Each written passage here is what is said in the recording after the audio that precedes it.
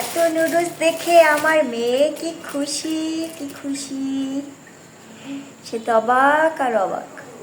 ভালো করে সিদ্ধ করে নিলাম।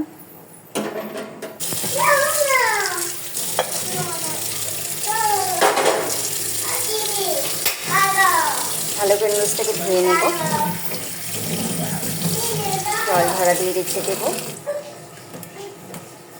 আর এদিকে আলু আর কাঁচামরিচ কেটে রেখেছি, এটাকেও একটু ধুয়ে নেব। আজকে জিরা দিয়ে কীভাবে আমি নুডলস রান্না করি সেটাই তোমাদের সাথে শেয়ার করছি।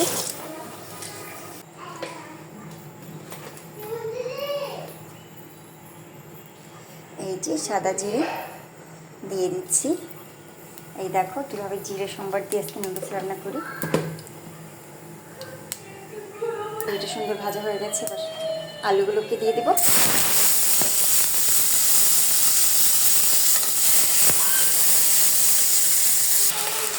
একটু জল দিয়ে দিয়েছিলাম আলুটা সেদ্ধ করার জন্য, আর মশলাটা দিয়ে দেবো। লবণ অ্যাড করে নিই, লবণ ছাড়া রান্না হবে। আমি মশলাতে লবণ আছে, এই লবণ হয়ে যাবে, এই লবণ হয়ে যাবে।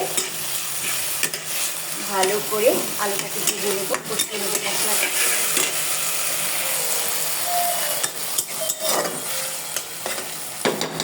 আলু ভাজা হয়ে গেছে, সেটা করে এখন মশলা দিয়ে দিলাম।